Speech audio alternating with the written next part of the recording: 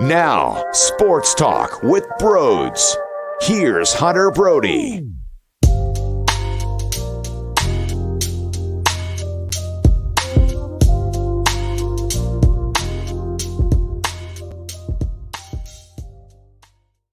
I would love to say good morning on this Sunday morning as I'm enjoying my cup of coffee here and speaking to all of you. But unfortunately, the sports god ripped my heart out of my chest and threw it against the wall until it splattered. One day after we had that awesome feeling of beating the Raptors on the road and advancing to the second round, you see the Phillies sweep the Rockies earlier that afternoon. The Eagles have a good day at the office and they acquire A.J. Brown in a trade, and they make a really solid pick in Jordan Davis to beef up that defensive line and get younger, choosing someone who was fantastic at Georgia and help that special defense go on a ride and win the ultimate goal, right?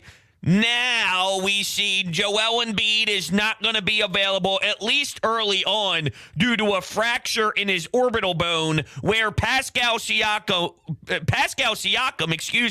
elbows him in the face. You got the Toronto Raptors fans cheering. You got the broadcast being as unprofessional can get. It's actually wild to think that people who have been in the broadcasting business would watch that happen and then say, he deserved it. Karma's a you-know-what. What are you talking about? All right, he had an airplane. Whoop-de-damn-do, he airplaned. Yeah, that's the same as rooting for someone to go down and get injured and need surgery. Like, this man is going to need surgery to fix this. Now, I know they're saying that it's possible he doesn't, so he could come back for this series. But ultimately, I mean, this man is going to be going through some stuff regardless.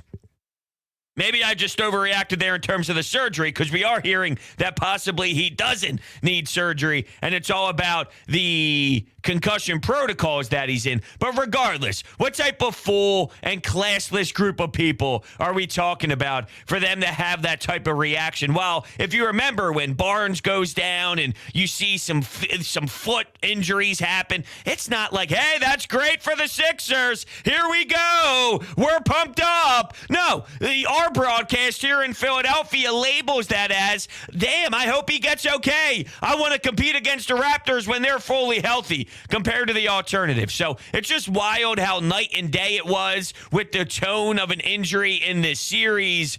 There's no reason for Pascal Siakam to do what he did. He did it. It's fascinating knowing their relationship, Joel Embiid and Pascal Siakam, what type of conversations happened afterwards. But it's a sick disgrace, and I am so damn upset about it, and I'm bothered, and I'm annoyed, and it's painful because this series could all be over.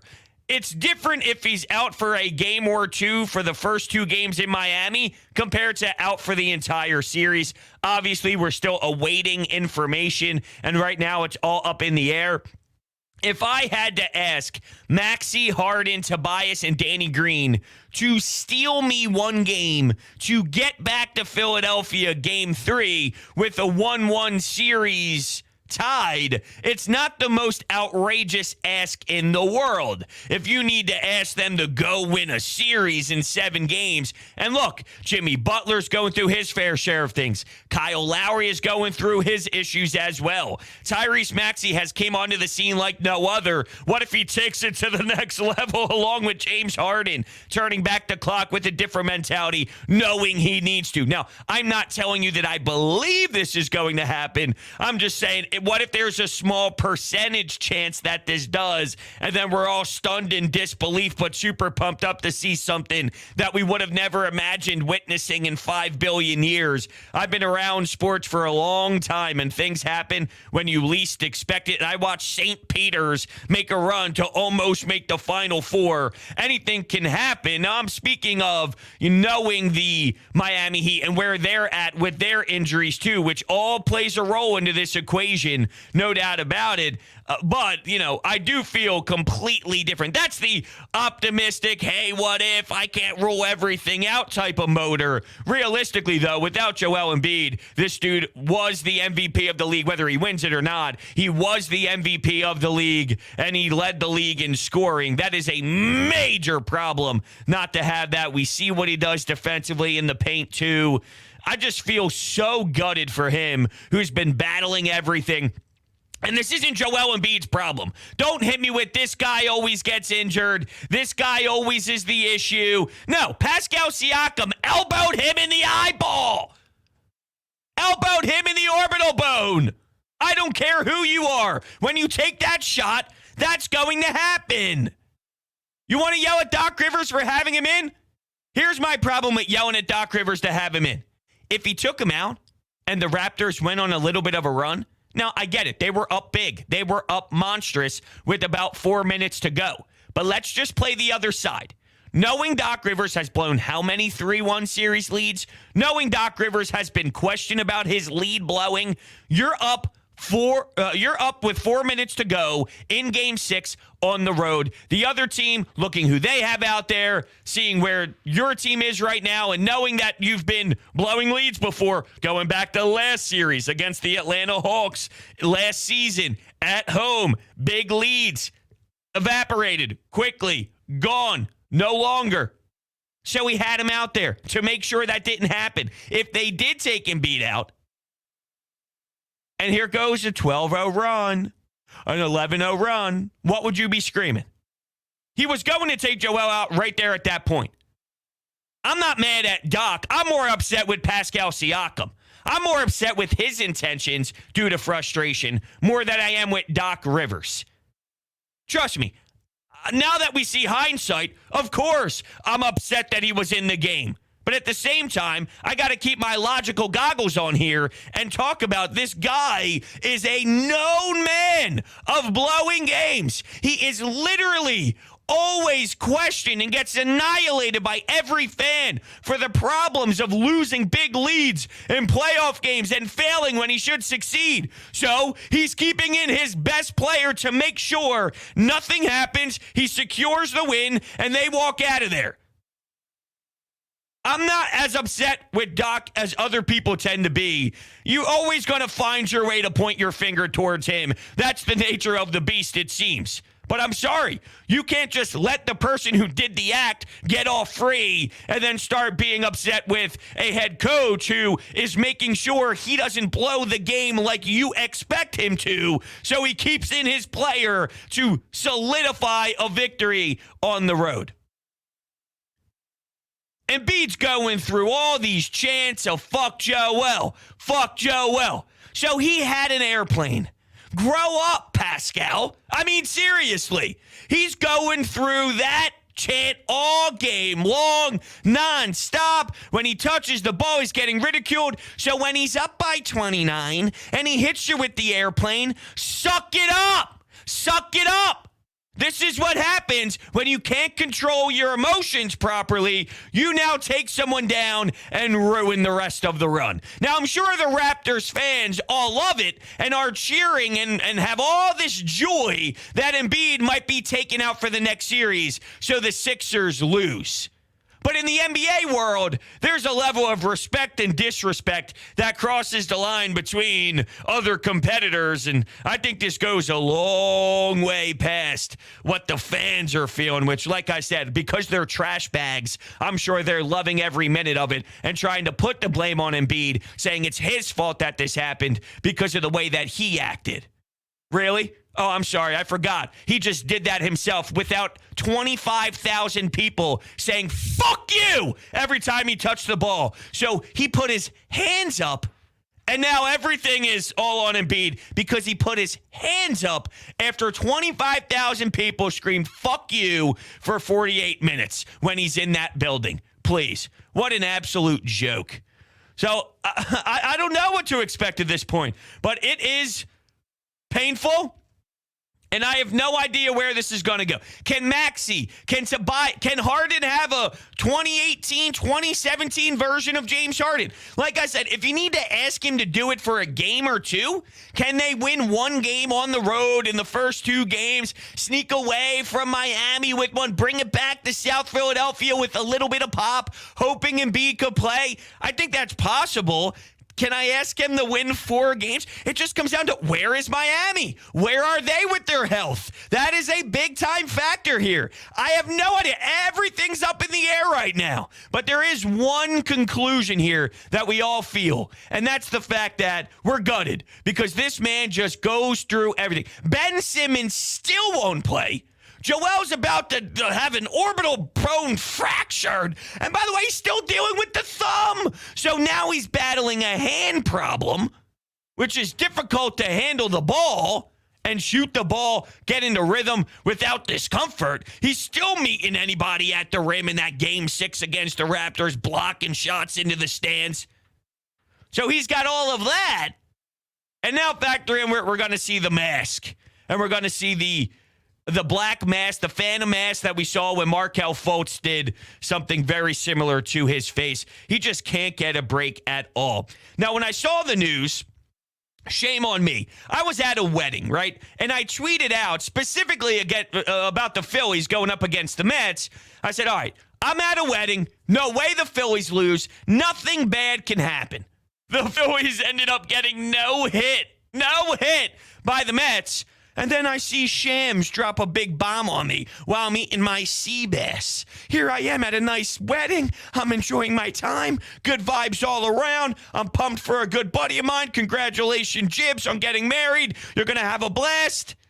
And then I get this news when I'm trying to eat my sea bass. I mean, this is totally unacceptable. Now, let's go back to the tone of reports. If you remember, when the thumb injury happened, I looked at Ramona Shelburne's report and I looked at Shams' report. Shams' report, while it was definitely describing the same thing as Ramona, there was an intensity about it. He mentioned the word fear, and he's trying to make it seem as negative as possible because he's a Rich Paul client, Clutch Sports, hates the Sixers due to the Ben Simmons drama, although Tyrese Maxey is a Clutch Sports client as well. You just know that Rich Paul is a fraud, and he's always up to something. I can never trust Shams.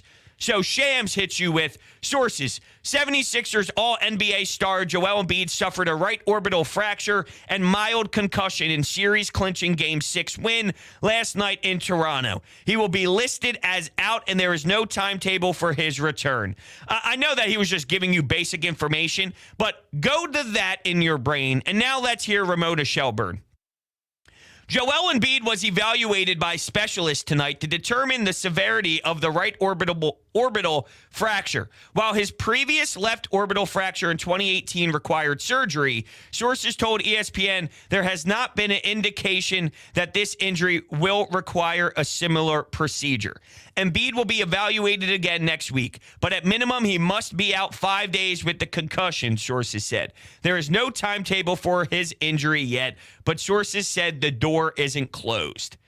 Now, once again, Shams is just reporting the basics and getting it out there, but don't you feel that there's a different tone being pushed from one side of thing with an agenda compared to the other with the way Ramona Shelburne kind of labeled it and laid it out there for the people? One seems a little less in your face than the other. I mean, at the end of the day, Shams isn't wrong, so he's getting it out there first, and his tweet blew up, so he got what he wanted.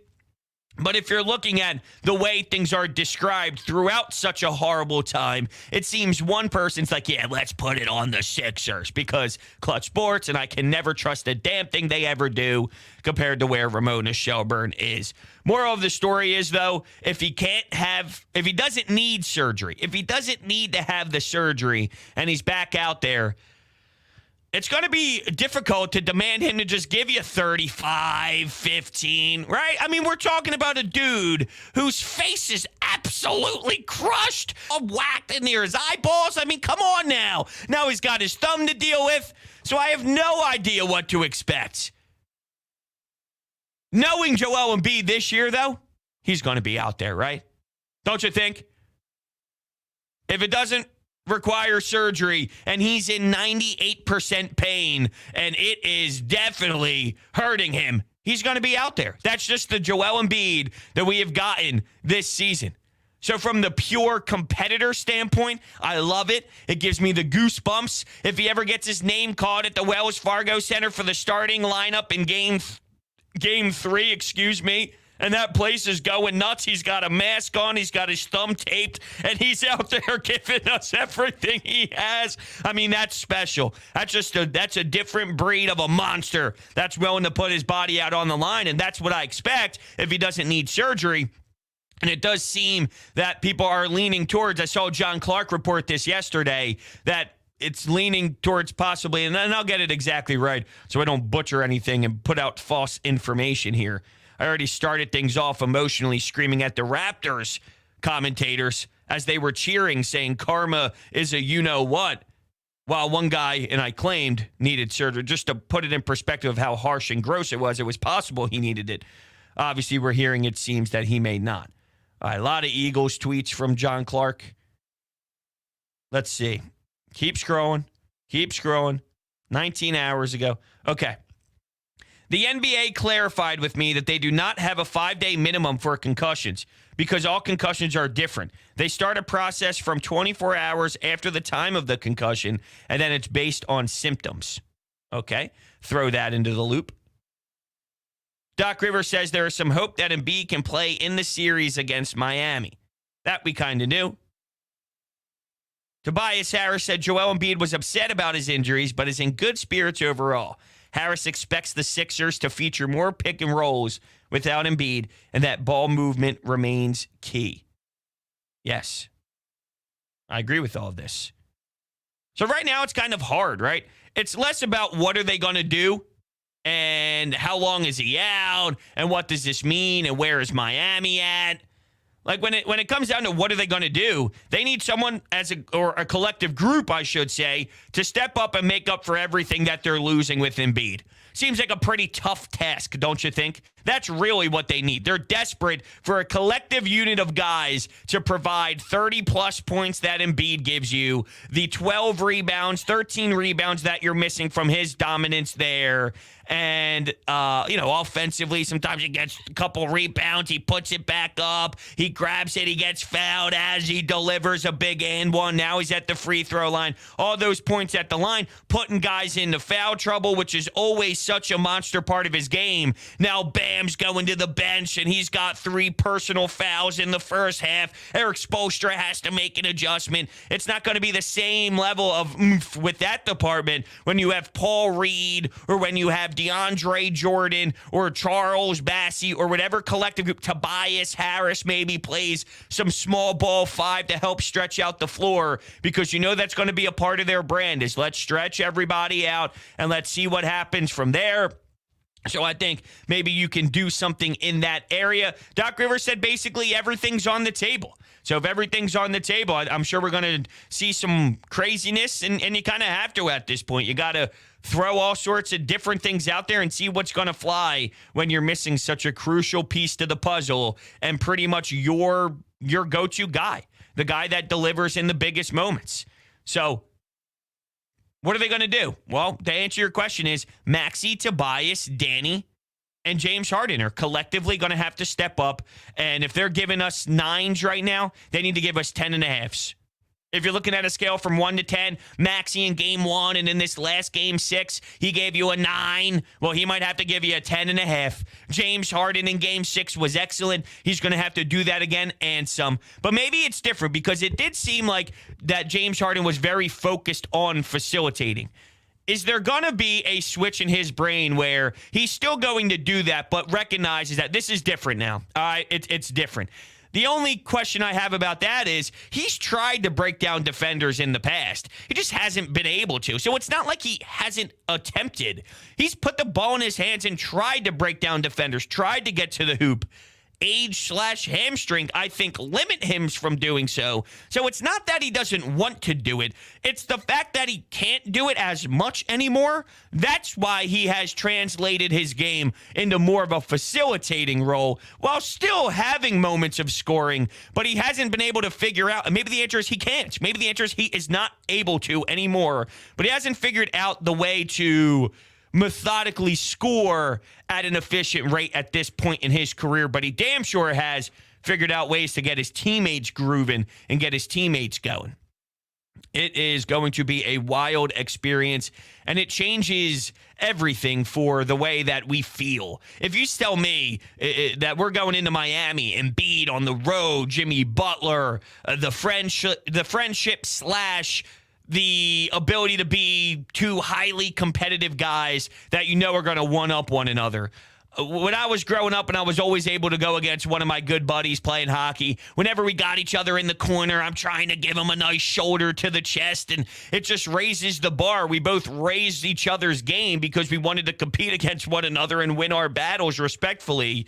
You can only imagine what a 7-game series would have been like between Jimmy Butler. Oh, by the way, another Kyle Lowry experience, just knowing his ties to Philadelphia and the Toronto series, and that being almost a side story, which is still an interesting story in its own right.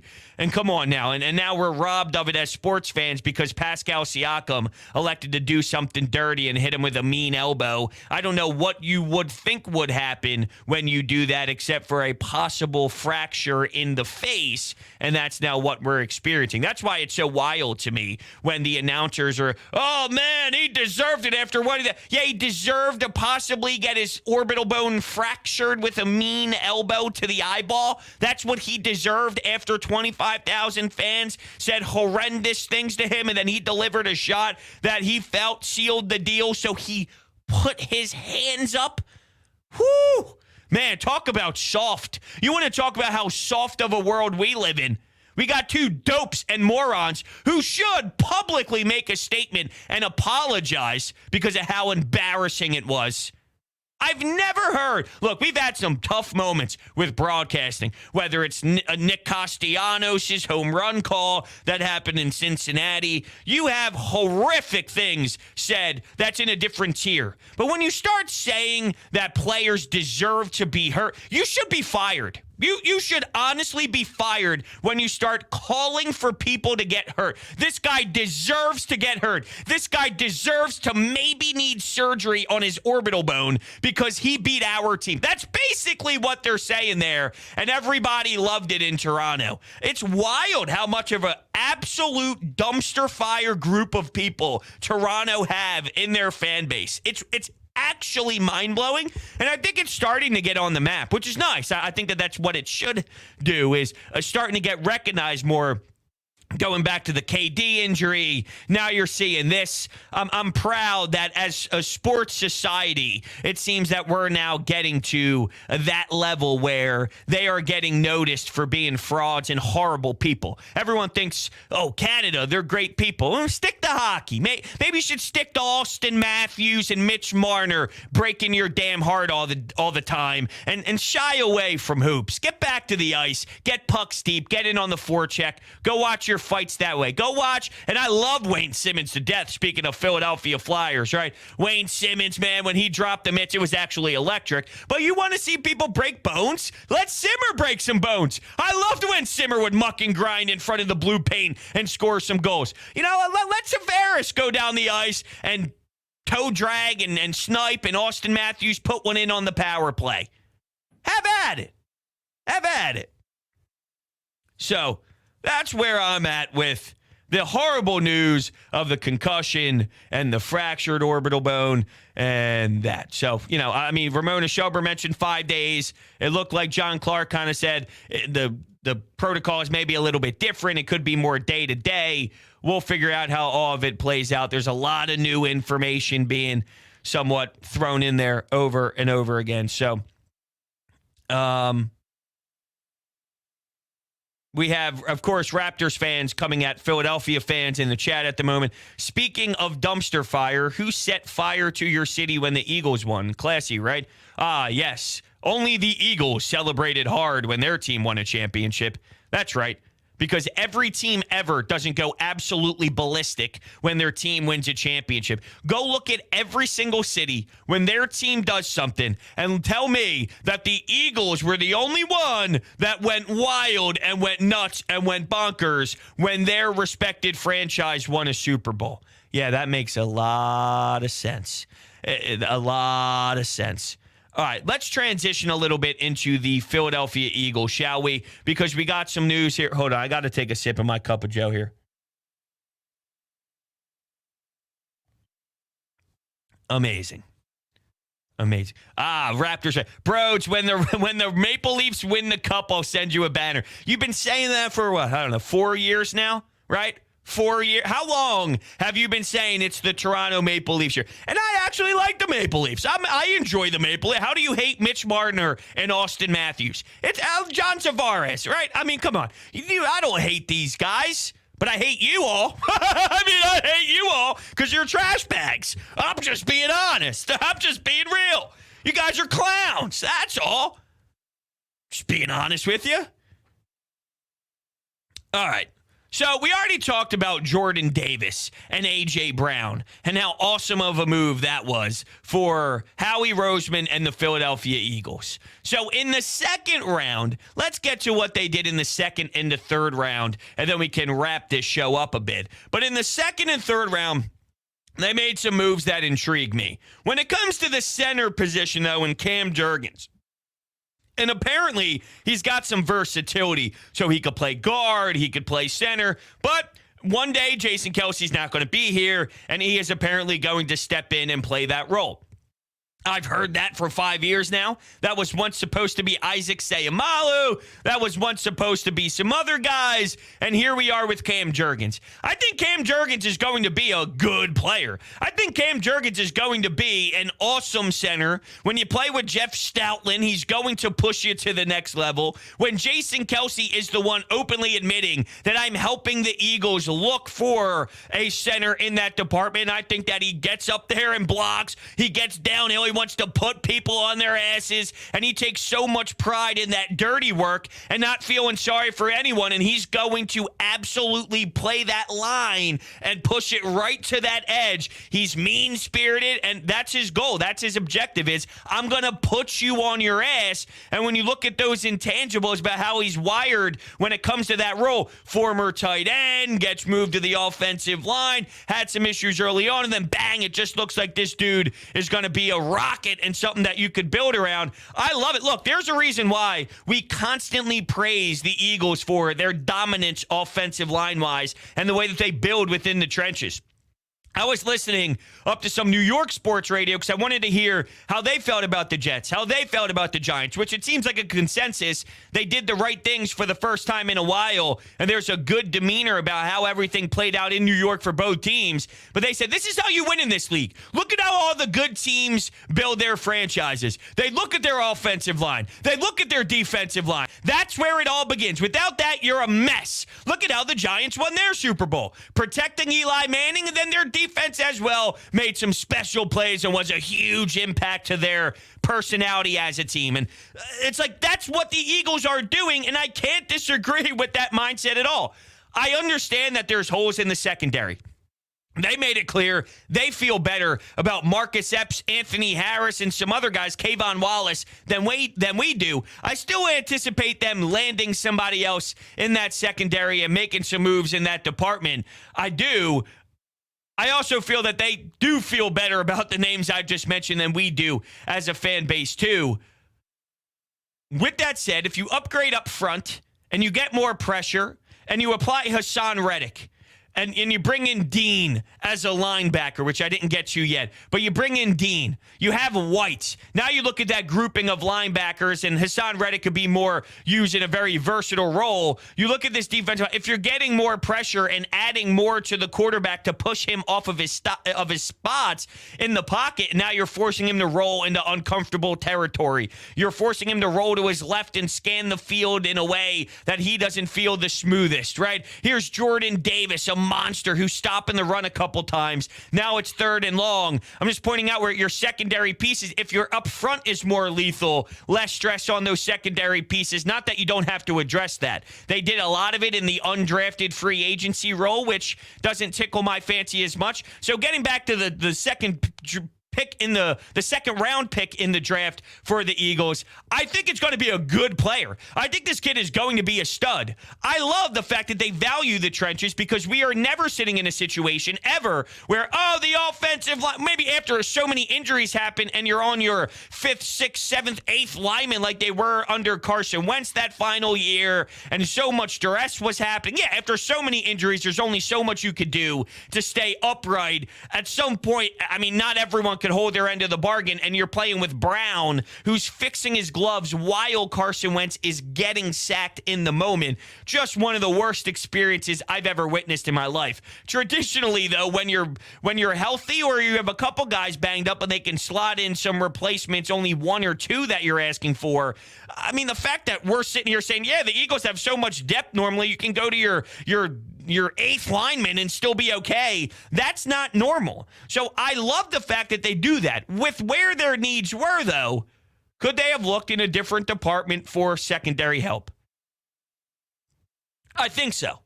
But I also don't hate the pick. So it's both. I think this kid's going to be a player. I know they value this pick. And the fact that he can play guard, maybe he steals that right guard spot. And you have Mailata, you have Landon Dickerson, you have Jason Kelce, then you get Cam Jurgens and a right tackle in Lane Johnson. And let's say in a world, because now that Jason Kelce is actually vocal about saying, yeah, I've helped them select another center, that probably tends to make me believe that they are closer to not having Jason Kelce than ever before. And we know every single season it's someone a coin flip, and we still feel every season we're not going to have him. We're not going to have him. We're not going to have him. Now it's closer than ever before, and those were our feelings every single season. So put that into perspective how you will. Think about the youth on this line. If it's Mailata, Landon Dickerson, Cam Jurgens, you figure out what you're doing at right guard. Maybe it's a Jack Driscoll and a Lane Johnson. So you went from Jason Peters, Isaac Seumalo, who's always banged up, Jason Kelce, who's still playing fantastic ball, but he's at the back end of his career. Right? I mean, think about how you replenished such a great line with all of these players. Where Mailata we're talking about is a future damn Hall of Famer already. Landon Dickerson stepped into a role and played magnificent football at left guard. We don't know what Cam Jurgens is going to be, but I anticipate this rolling into a great pick because that's what they do with offensive linemen. Say what you will about Andre Dillard. That's more of the outlier than the norm under Jeff Stoutland. Sometimes it comes down to the mental makeup of the kid, and it just doesn't seem like he was ever fully prepared to be what we needed him to be. But think about how that had changed completely, but in terms of actual delivery and tone and dominance on an offensive line, where you are with that age and their room to grow still to be even more dominant than they could be, that is outstanding, and it just says a lot about the rebuilding and the retooling of this team.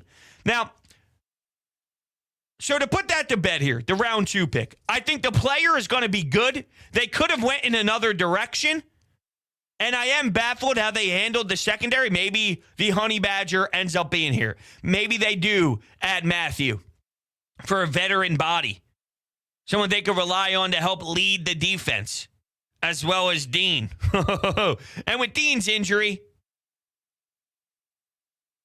maybe it's a DK Metcalf situation. At best. At worst, maybe he does need some sort of surgery, and then he misses a year. But I've seen people so high on Dean to the point where, okay, so you don't have him for a year or 2.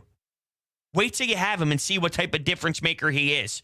You want to talk about his height? Oh, well, it's not a preferred height. Shut up.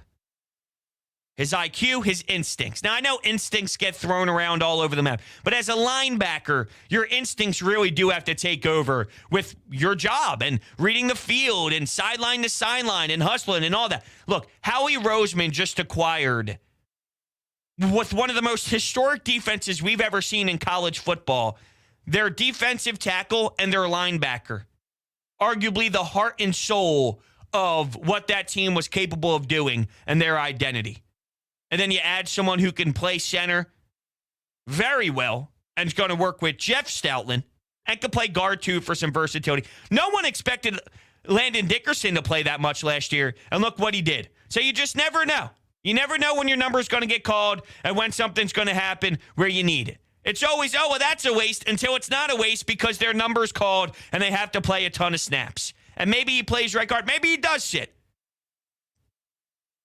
I'm okay with it, though, because I know the philosophy of building within the trenches and having an offensive line. It starts there. Without an offensive line, you have zero opportunities to compete. And don't tell me, well, Joe Burrow. Okay, that's why we were saying that it's never happened in history how many times he's been sacked and he's winning playoff games. That's awesome, but that's not a recipe for success. That's great. That's beautiful. It somewhat had a miracle run vibe to it for sure, and I don't want to downplay how exciting Joe Burrow and Jamar Chase was, but I don't know how many times you get to the Super Bowl when you're experiencing that level of constant hits and getting rocked. It may have worked for that season, but it's not. I bet you this, the Bengals are going to try and get that offensive line going. They're not going to go into next offseason and go, you know what, let's keep the offensive line the same and then tweak some other things. I mean, really, that's not going to be their agenda because that's not a recipe for success. I love what they did this draft, and to get Dean where they did. It's interesting, though. If you get Dean in the second and you get Juergens in the third, there's a different feel to people than if you got Juergens in the second and Dean in the third. To me, it doesn't matter. You got both guys. And apparently, when you think of interior linemen and you look at Juergens, where he got selected, no reaching. It's just not sexy. You got line. You got line help. Line is what wins you games. That's reality of the situation. Frank, I just saw you hung up, man. I was just about to get to you. So if you want to chime back in, you absolutely can. 856-442-9805. One of their undrafted free agents, by the way, Carson Strong. So the quarterback factory is in play and still here. It's always here. Now, they ended up drafting a tight end, and apparently there's some ties to Jalen Hurts. This was late in the draft, around 6th round or so. They brought in A.J. Brown, who's big friends with Jalen Hurts. So now the tone is, well, look, they aren't sugarcoated. They do believe in Jalen Hurts. Well, you can't say that because they're clearly hedging their bets by having how much compensation they have next year in the draft. There's a reason why they have picks next year, 1st round. Yeah, they're getting A.J. Brown. Yeah, they're selecting a tight end in the 6th round. I don't think they're drafting a tight end in the 6th round who knows Jalen Hurts. That's why they went with him, because they believe in Jalen Hurts that much. They're giving him a chance to succeed. Hey, you have weapons now. You have A.J. Brown, Devontae Smith, Miles Sanders, Dallas Goedert. Quez is now your 3. There's no sugarcoating this. This is your last ride. This is your last chance. I think that's more what they're saying than, we believe in you, kid. Go have at it. Because those are two totally different messages. All right, 856-442-9805. Frank, you've been waiting patiently. What's up, Frank? Hey, buddy. Yeah, I like the draft. And one thing about Nakobe Dean, from what I read, is he's like one of the smartest players in this draft. He can diagnose plays, and he would even tell Georgia, not getting long of it, but there was plays in the national championship game. He knew what was coming. A guy was in the wrong place, and he made him slide over to make sure he got into the right place just in time before the play was called. Yeah, I've seen a lot of things, too, about just the way he's going to be the leader of this defense. That's what they're projecting. He's going to be that vocal guy. He's going to be the guy that sets everybody up. He's going to be almost the face and the leader of that defense in years to come. Just that's his makeup. That's how he works, and that's the way he approaches the game. And, man, I'll tell you what, you saw what a Malcolm Jenkins did for this locker room. Not that I'm going to put so much weight on a kid like Dean and say, you need to be that. But if I said that right to his face, he'd be the one to acknowledge and say, I will be that. And I know that's how he works. Right. And then the Sixers, in my opinion, have any chance to win this series, they got to be at least 2-2 after 4. Yeah, anything 3-1 is difficult in general. The problem is there's so much up in the air right now. All I could feel is pain and suffering knowing that Joel is going through what he's experiencing right now. But if you go to where the Miami Heat are with their health and their issues, they're all out of whack too. So I have no idea right now what to expect at all. Yeah, it would be nice to steal game one, though. That's for sure. Yeah, 1 or 2. You know what? It doesn't matter, Frank, and I appreciate your call. It doesn't matter to me. 1 or 2. You say 1. Well, think about this. If it's 2 that you win, now you're going back to Philadelphia feeling good. If you win game 1, lose game 2, now you're going back to Philadelphia after a Miami Heat win. Now, to me, I don't care. I don't care. And I was saying that before to people. It doesn't matter if you win one game. So the Raptors ended up losing game 3, and they won game 4. So now there was some we won game 4. If we do this, we can come back to Toronto game 6. That's all great. You lost at home in game 6 anyway, because it doesn't matter as much as you would like it to. It's just about getting those wins. The feel of when you got them and this and that. You win game 1 and you come back game 3 and it's 1-1. That means you lost game 2 and, there's some negative turnaround. It doesn't matter. You win the games. Each game is so different. My message has always been, when your top guys deliver, it's going to be tough for anyone to beat you. When Harden plays like he did in 6, when Joel plays like he did in 6, when Maxey transition threes play the way Maxey played, Danny giving you 4 threes, Tobias playing his role, grabbing you double-digit boards, knocking down some threes, catching and shooting, scoring and attacking the rim too nicely, you're in a great position to succeed. The issue is, without Joel, who's picking up the slack? And where's Miami right now? It's a weird vibe, man. It's a weird, weird vibe. And I don't know what else to say about it other than it's strange. It's an awkward feeling. And until we see one game, it's going to be difficult because it's all doom and gloom without the big fella, as it should be doom and gloom. Now, I don't want to disregard Maxey, Tobias, and Harden because they have a job to do. And I'm sure that their level of focus is going to rise knowing what they're missing. And we saw what they looked like in game 6 to close out a series when they were rocking and rolling. If they all play that version of basketball without Embiid, can they win a game on the road? I think so, but they got to be locked in like that, if not even a little more, if not add a little bit. But if that's the version of each player we get in game 1, could they win that game? I think so. Yeah, I do. I think so. But how long is Embiid out? And is he going to miss more games than we think? Is he out the whole series? Does he return quicker than we think? Because that's up in the air. We're just going to feel so awkward for sure. All right, everyone. I want to thank everybody so much for hanging out with me today. I greatly appreciate it. Next, we will speak later tonight, actually. So I hate doing Phillies podcast after a full series. I like to do game by game, but I had a wedding this weekend. I had some other things to do yesterday, and I still have things to do today. That's going to limit me. So after the Sunday night baseball game tonight, Phillies-Mets, game 3, I'll be going live again, and I'll break down the entire series. They got no hit. They won yesterday night. So we'll break it all down for sure. So be prepared for that. If you're new to the channel, make sure you're hitting that subscribe button. Thank you all so much. Social media, Broads Media, Twitter, Instagram, TikTok. And then lastly, if you're utilizing SeatGeek for the first time, you can use promo code BROADS at SeatGeek's checkout page to buy tickets and get $20 off of your purchase. So it's a no-brainer. Get yourself to a game today that eliminates the fees. It's free parking. Promo code BROADS, SeatGeek's checkout page. Thank you guys so much, and I will catch you later on.